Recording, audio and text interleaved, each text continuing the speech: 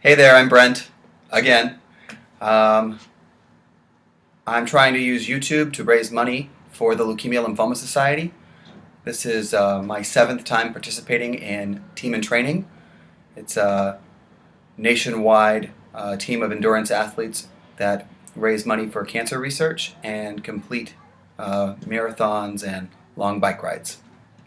You can learn more on my website, helpmesavelives.com.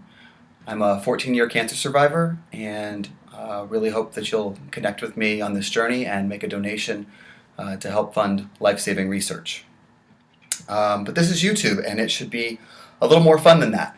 So my goal on YouTube is to provide funny, valuable, regular content and see how well that can catch on. And any ad monies from those little ads down there, that'll all be donated to the Leukemia Lymphoma Society.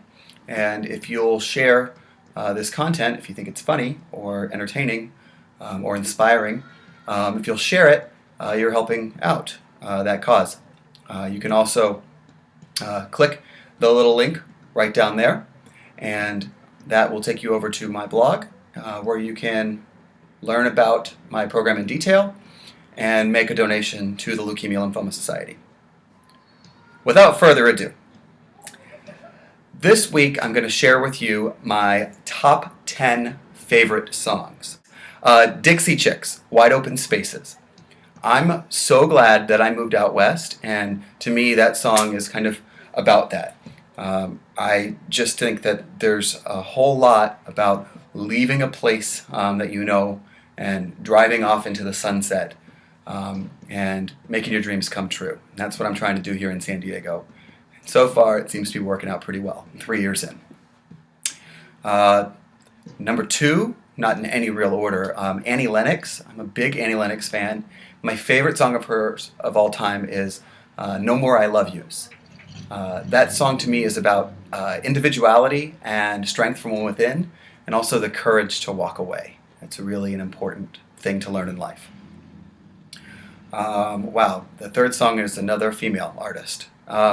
Tina Turner, Nutbush, City Limits.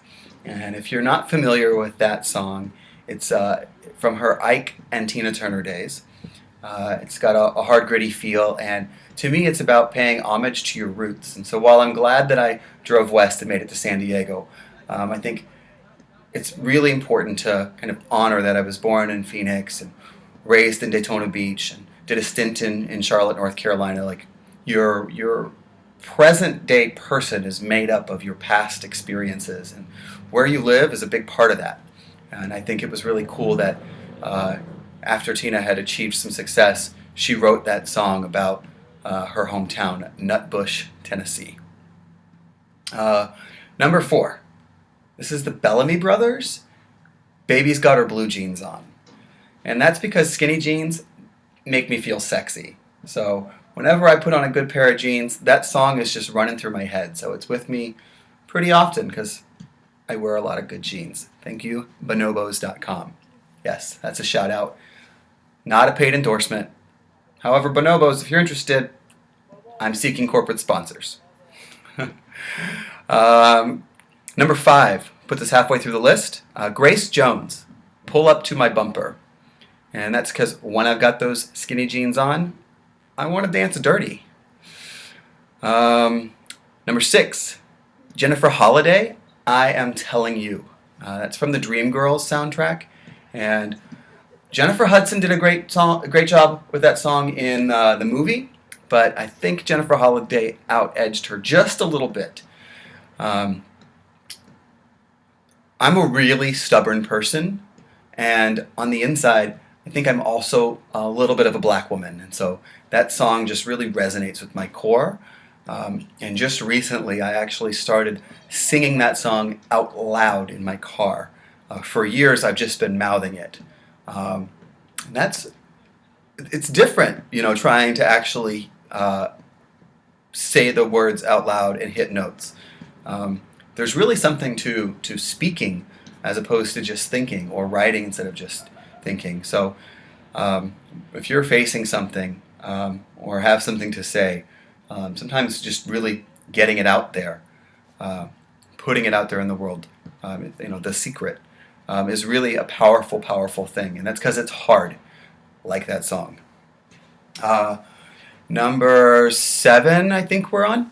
I'm going to go with Red Hot Chili Peppers, Under the Bridge.